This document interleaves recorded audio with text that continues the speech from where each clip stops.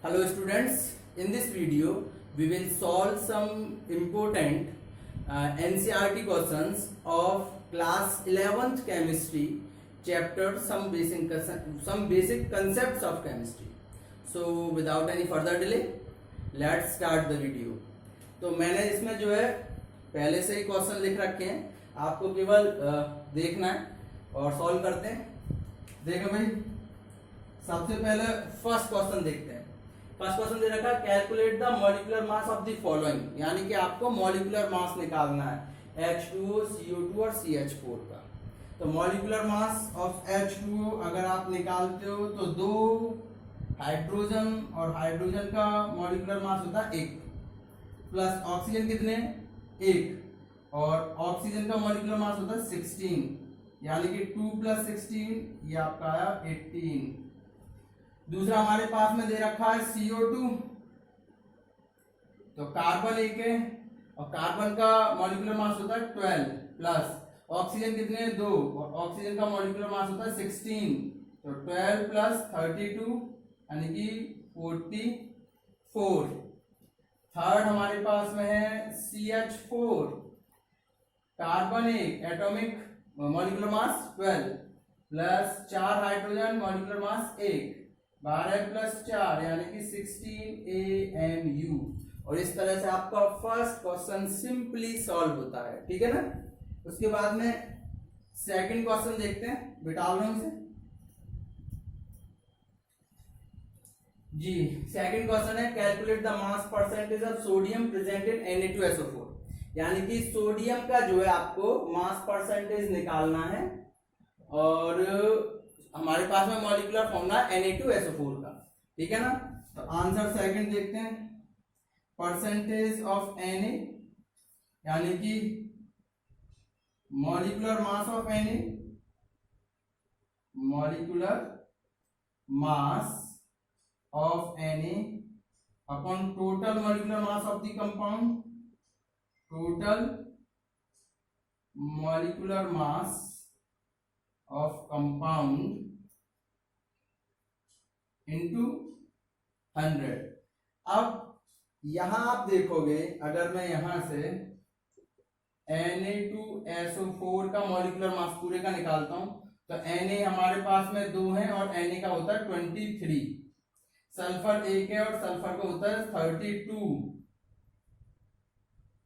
Oxygen 4 है और उसका मॉलिक्यूलर मास होता है 16, तो ये हो जाएंगे 46, ये हो जाएंगे 32, ये हो जाएंगे 64। और अगर आप इसे जोड़ के लाते हो तो ये आपका हो जाएगा 12 कैरी 1 14 142, ठीक। अब 142 टोटल मास है और Na का मास कितना है 46 इंटू 100, तो आप इसका इंटू करोगे 4600 अपॉन 142 और इसे जब आप काट के लाओगे तो ये हमारे पास में आ जाएगा 4600 डिवाइड बाय 142, ये आपका आएगा 32.39%। इस तरह से और का भी निकाल सकते हो आप, सल्फर का भी, ऑक्सीजन का भी, जिसका भी आपको निकालना हो इस फॉर्मूले में लगा दो, आंसर आपको मिल जाएगा, ठीक है ना। उसके बाद थर्ड क्वेश्चन देखते हैं।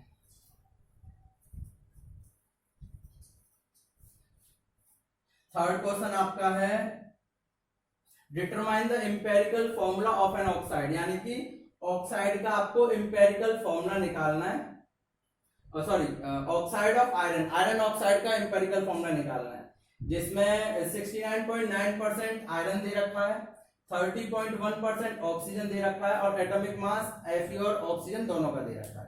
तो एम्पिरिकल फॉर्मूला हमने जिससे लास्ट वीडियो में कराया था, यहां डालोगे एलिमेंट हमारे पास में Fe और O, यहां डालोगे आप परसेंटेज एक तो हमारे पास में 69.9%, दूसरा हमारे पास में 30.1%। उसके बाद आप डालोगे एटॉमिक मास या मॉलिक्यूलर मास डाल दीजिए या एटॉमिक मास, जो आपकी इच्छा हो। ये आपका होता है 55.85 और ये होता है 16.00 या 16। उसके बाद आप निकालोगे रेशियो इसका परसेंटेज अपॉन मॉलिक्यूलर मास mm। तो यहाँ आप लिखोगे 69.9 अपॉन 55.85, इसे आप लिखोगे 30.1 अपॉन 16, और आप जब इसका डिवाइड दोगे तो ये हमारे पास में आएगा 69.9 डिवाइड बाय 55.85, ये आपका आएगा 1.25, और 30.1 डिवाइड बाय 16 ये आपका आएगा 1.88। उसके बाद आप निकालोगे सिंपलेस्ट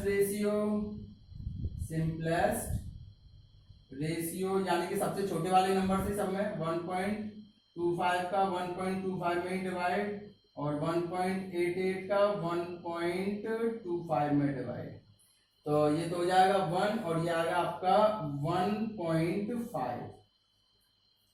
उसके बाद whole number ratio,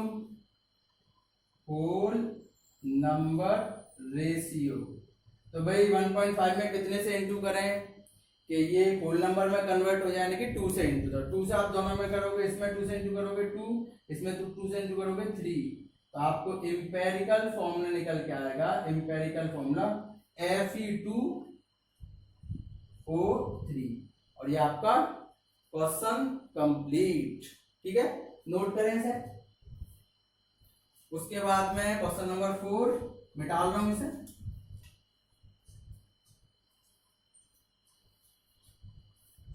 question number 4 बोल रहा है calculate the amount of CO2, यानी कि CO2 का अमाउंट बताएं that could be produced when 1 mole of carbon is burned in air. जब 1 मोल कार्बन एयर में जलाया गया तब CO2 कितना प्रोड्यूस हुआ। 1 मोल of carbon is burned in 16 gram of O2। जब 1 मोल कार्बन 16 ग्राम ऑक्सीजन के साथ जला गया तब CO2 कितना प्रोड्यूस हुआ। और 2 mole of carbon are burned in 16 gram of O2। जब 2 मोल कार्बन जो है जलाए गए 16 ग्राम ऑक्सीजन के साथ तब CO2 कितना प्रोड्यूस हुआ। इस तरह के क्वेश्चंस में पहले आपको जनरल इक्वेशन लिखनी पड़ती है। तो आप पहले जनरल इक्वेशन लिखेंगे कि भाई हमने कार्बन लिया, ऑक्सीजन लिया और एयर के साथ बर्न करने पर CO2 बना। किसी के आगे कोई नंबर नहीं है, यानी कि ये है आपका 1 मोल, ये है आपका 1 मोल और ये है आपका 1 मोल। क्लियर है। अगर ग्राम में बात करें तो ये आपको हो जाएगा 32 ग्राम और ये आपको हो जाएगा 44 ग्राम। ठीक है, अब पहले क्वेश्चन पे आते हैं। 1 mole carbon is burned in air, यानी 1 मोल कार्बन एयर में जलाया गया तो कितनी प्रोड्यूस हुई 1 मोल ऑक्सीजन। तो आंसर फर्स्ट डालोगे आप 1 mole carbon when burnt in air produce 1 mole CO2 और 44 ग्राम CO। तो जब भाई 1 मोल कार्बन, क्योंकि ये मेन इक्वेशन है, 1 मोल कार्बन एयर की प्रेजेंस में जलाया तो 1 मोल CO2 बना या फिर 44 ग्राम CO2 बना। ठीक है ना, तो ये आपका फर्स्ट आंसर हो गया। उसके बाद सेकंड आंसर देखो, मिटा दो इसे। ये देखिए अब आपका सेकंड में क्या बोल रहा है कि 1 mole carbon is burn 16 gram of O2। 16 ग्राम, यहाँ कितने जनरल इक्वेशन में 32 ग्राम, यानी कि आधा। भाई यहाँ 16 ग्राम है या 32 ग्राम है, यानी कि 1 मोल कार्बन जो है आधे मोल ऑक्सीजन के साथ जलाया गया है। तो पहले आप डालोगे answer second, when 1 mole carbon burned in 16 gram O2 और हाफ मोल O2, यानी कि जब 1 मोल कार्बन जला गया 16 ग्राम ऑक्सीजन के साथ या फिर हाफ मोल, क्योंकि जनरल या जो जनरल इक्वेशन है उसमें कितने ग्राम आ रहा है 32 ग्राम या फिर 1 मोल, आधे मोल के साथ में। तो ये आधे मोल कार्बन के साथ में ही रिएक्शन करेगा और आधे मोल ही CO2 प्रोड्यूस करेगा। When 1 mole of carbon burned in 16 gram of half O2, then it produce half mole CO2 और आधे का मतलब 22 ग्राम CO2। क्लियर है? जब आधा मोल मतलब आधा मोल ऑक्सीजन के साथ जलेगा तो क्योंकि भाई यहाँ तो ये 1 मोल है, ये आधा मोल है, तो रिएक्शन में भी आधा मोल ऑक्सीजन ही काम करेगा और जो प्रोडक्शन होगा वो भी हाफ मोल का ही होगा। तो ये आपका सेकंड का आंसर। उसके बाद में आंसर नंबर थर्ड देखें। थर्ड दे रखा है 2 मोल ऑफ कार्बन बर्न इन 16 ग्राम, यानी कि answer number 3 2 mole of carbon burn in 16 gram O2 और हाफ मोल O2, यानी कि यहां पे कार्बन की कैपेसिटी कर दी 2 मोल, लेकिन ऑक्सीजन उन्होंने लिया है 16 ग्राम यानी कि हाफ मोल, यानी कि यहां तो हमारे पास में 2 मोल हो गए और यहां हो गया हाफ मोल, तो प्रोडक्शन भी हाफ मोल का ही होगा क्योंकि यहां पर कम वैल्यू है, लिमिटिंग रिएजेंट है, कम वैल्यू वाला ही कंपाउंड उतना ही बनेगा, यानी कि हाफ मोल हमारे पास में ऑक्सीजन है तो हाफ मोल ही CO2 बनेगा। तो यही डाल दोगे प्रोड्यूस हाफ मोल CO2 और 22 ग्राम CO2। क्लियर है? तो इस तरह से ये आपके क्वेश्चन नंबर 4 तक के क्वेश्चन कंप्लीट होते हैं। नेक्स्ट देखते हैं, नोट करो इसे।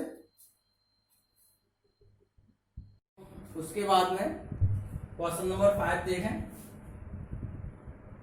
क्वेश्चन नंबर 5 दे रखा है calculate the mass of sodium acetate CH3COONA, sodium acetate बोलते हैं, required to make 500 ml of 0.375 molar 0.375 molar aqua solution, molar mass of CH3COONA या सोडियम एसिटेट इज ये। अब वो पूछ रहा है कि सोडियम एसिटेट का कितना मास लगेगा, यानी कि मैं सोडियम एसिटेट कितना सॉल्यूशन में डाल कि 500 ml का मुझे सॉल्यूशन बनाना है और उस सॉल्यूशन की जो कंसंट्रेशन है वो 0.375 मोलर होनी ही चाहिए। समझ रहे हैं ना कि भाई इतनी मोलैरिटी उसकी होनी चाहिए, इतना उसका वॉल्यूम है, तो उसमें कितने वैल्यू डालूं और मोलर मास दे रखा है। तो यहाँ पे आपको क्या आपको दे रखी है मोलैरिटी दे रखी है, आपको दे रखी है 0.375।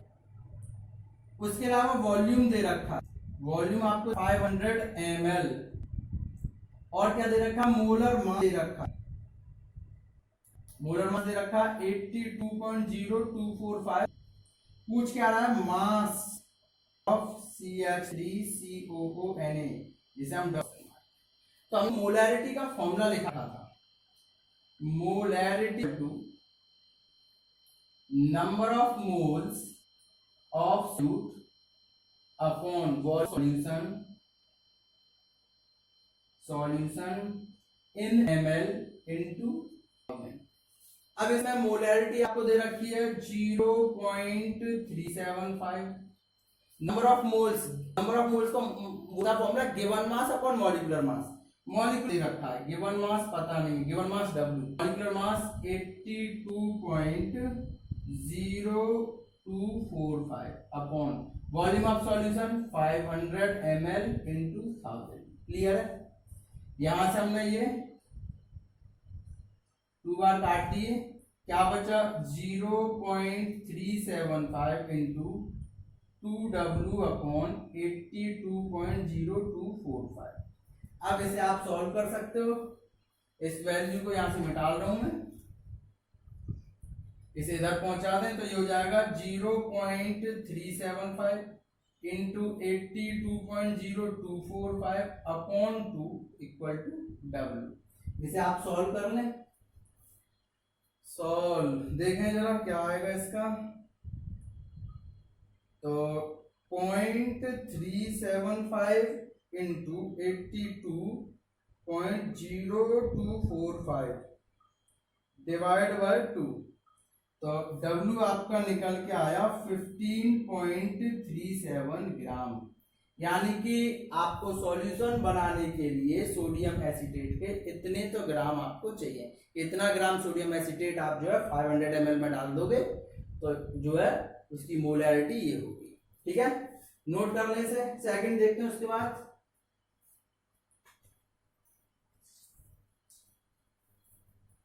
आंसर नंबर 6 क्वेश्चन क्या कह रहा है, calculate the concentration of nitric acid HNO3 इन मोल पर लीटर। मोल पर लीटर जहां जाए मतलब मोलैरिटी पूछ रहा है नाइट्रिक एसिड की। कंसंट्रेशन मतलब मोलैरिटी, लेकिन अगर मोल पर लीटर पूछ रहा है तो मतलब वो मोलैरिटी ही पूछ रहा है। In a sample which has a density 1.41 gram per ml and mass percentage of HNO3 this। तो सबसे पहले डेंसिटी क्या दे रखी है, density of HNO3, density of HNO3 हमें दे रखी है 1.41 ग्राम पर ml। अच्छा, मास परसेंटेज ऑफ HNO3 आपको दे रखा है 69%। तो इसका मतलब होता है that means 69 gram HNO3 dissolve and make 100 gram solution. ध्यान रखें इस चीज को, अगर परसेंटेज दे रखा है मतलब कि इतने ग्राम पानी में डिसॉल्व करके 100 ग्राम का सॉल्यूशन बनाया है।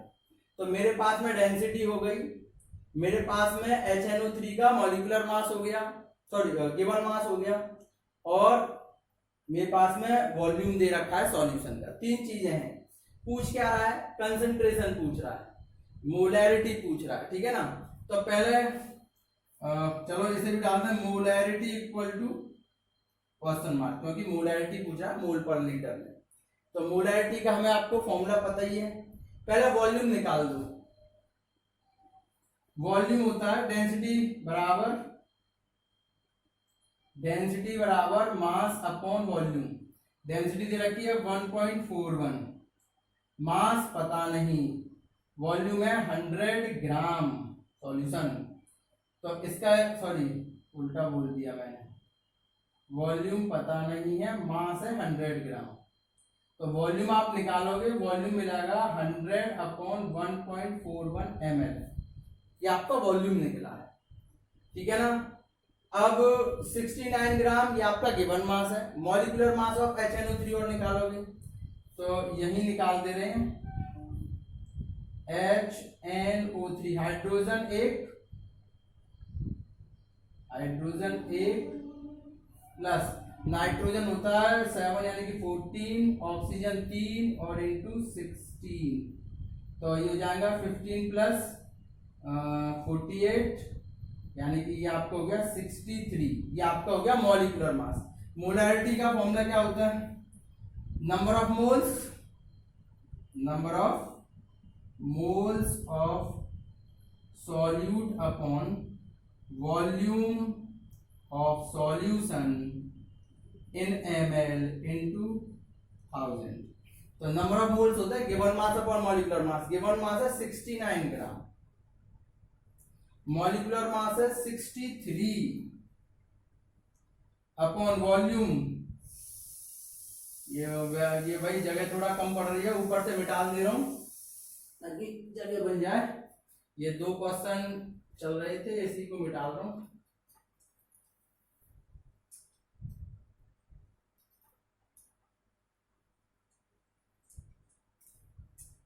ठीक, तो यहां से मोलैरिटी हमने निकाली, molarity equal to given mass upon molecular mass. Volume कितना निकाले हैं, ये रहा 100 अपॉन 1.41 इंटू 1000।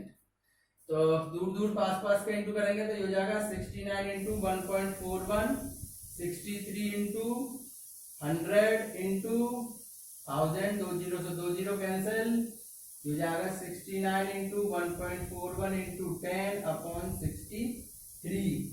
और आप जब इसे सॉल्व करके लाओगे तो ये हमारे पास में आएगा 69 इंटू 1.41 इंटू 10 यानी कि ऊपर आएगा 972.9 अपॉन 63 डिवाइड बाय 63, तो आंसर आपका आएगा 15.44 मोल पर लीटर। तो ये आपकी मोलैरिटी निकल के आई 15.44 या 15.44। नोट करें इसे। उसके बाद क्वेश्चन नंबर 7 देखते हैं।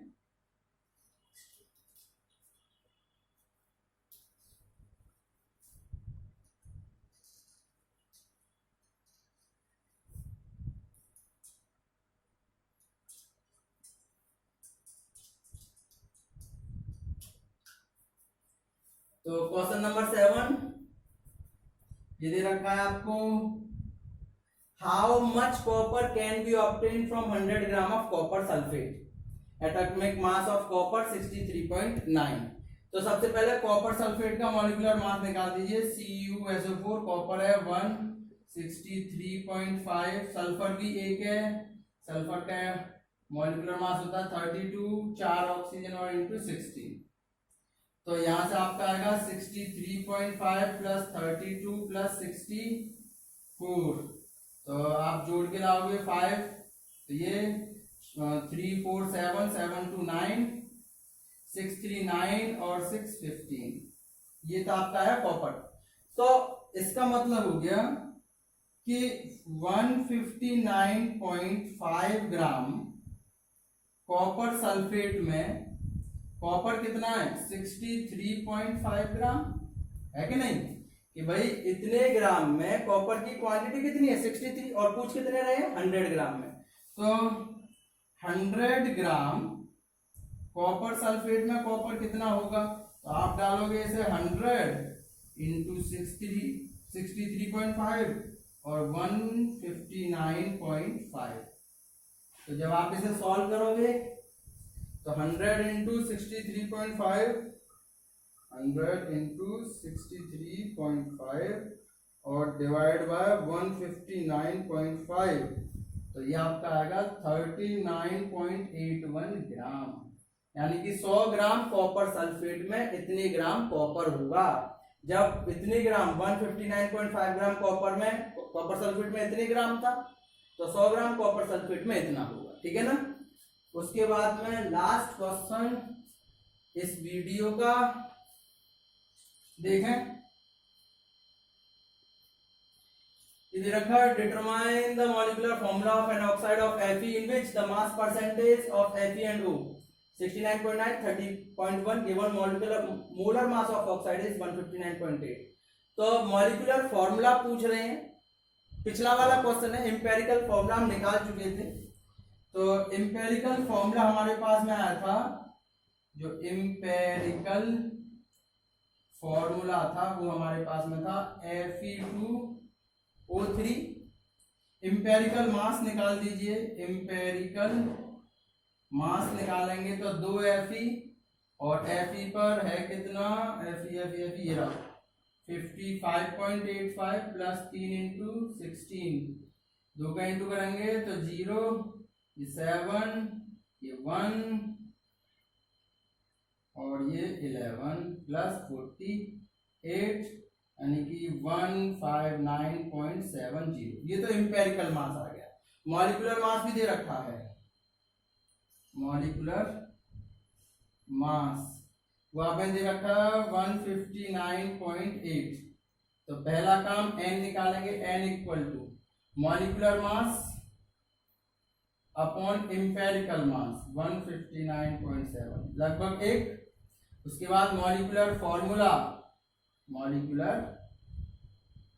फॉर्मूला होता है n इंटू एम्पेरिकल फॉर्मूला।